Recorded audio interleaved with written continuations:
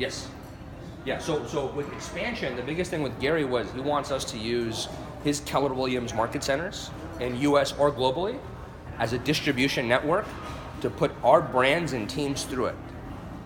Like you gotta be very careful because there's a lot of legality involved in your brand. California is the craziest.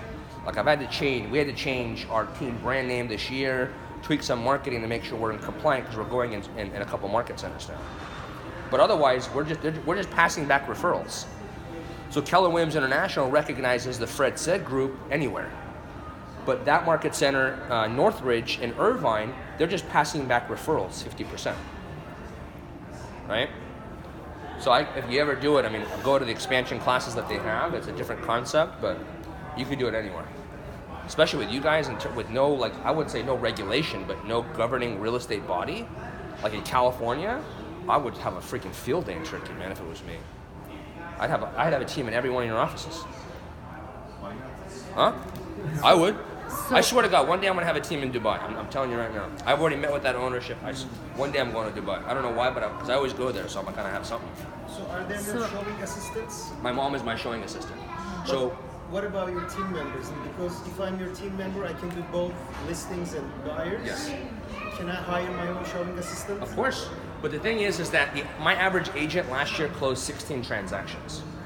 With 16 transactions, and they'll probably do 24 this year. Like they're not doing 100 each, right? With 16 to 24 transactions per piece, you don't need a showing assistant. I have a showing assistant. I've had a showing assistant when I joined Keller Williams 4 years ago. I hired an assistant, and then I brought my mom on because I wanted leverage with the buyers. So she showed all of my buyers, okay? And I paid her before 10%, now I pay her 15% of the gross commission on any buyer that we do together. Showing assistants, you can pay per showing, or you can pay off the closing, depending on how you want to do it. Do you use the CGI calculator for your team? I do. So, because I'm teaching that actually Monday. Because you both the rentals and sales? I don't count the rentals in my net income. Okay. Rentals have nothing to do with my goal. Rentals for me, I've done an average of 55 or 57 rentals annually for the past 11 years. So we're at like 700 rentals in the past 11 years. I've just naturally done that, right? And the biggest thing I realized, it's a lead pillar for me. So like I would say my database is a lead pillar, online leads, open houses. Rentals is, because every single year we close 10%. So if I did 55 or 60 rentals last year, I'm gonna do 6 sales transactions this year off previous year rentals, 10%. Because if they rented, now they're ready to buy. Because we've been on 33 Touch program, we keep in touch. If we rented their investment out, now they want to cash out their investment, I'm selling it. It's been a great lead pillar over the years. It's a lot of work, but if you do the right system, and every time we do a rental transaction, our average gross commission off the 57 or 55 is $1,000 each time. So it's not much compared to a $15,000 gross commission for a sale, but it's still nice. You have some appointment goals, yes. Listing goals. Yes. If you go to rental appointments, yes. So they don't count. Nope. Okay. No. They're just extras. Yes. Yeah.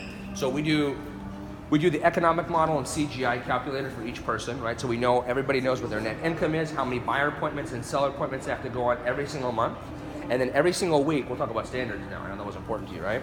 We have a recap every Monday morning. So every Monday morning, me and Robert in LA, me here, we have a recap for 30 minutes a person every Monday morning with each one of our players, whoever they are. And we recap where they're at in their goals, how was the previous week, what did you miss, and what do you have to do differently this week to catch up on your goal. So we use a combination of if you've heard of the 411, I love the 411, right? So I have to this day,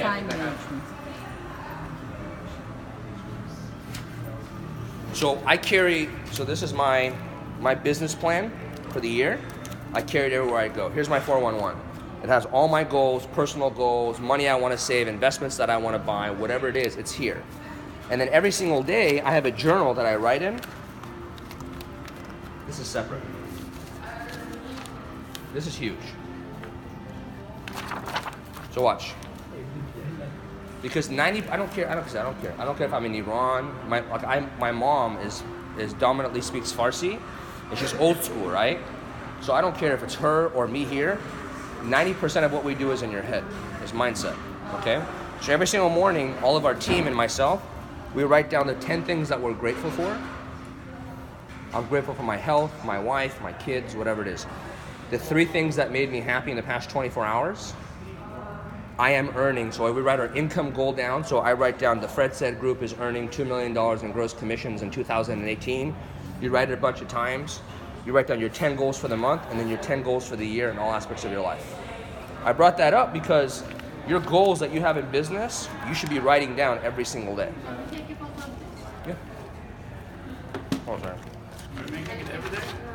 Yeah. You write it every day and you have your 10-year goals in there. Ah, thank you. So, yeah. Take it, share it. Yeah, yeah. Fred, so you are writing this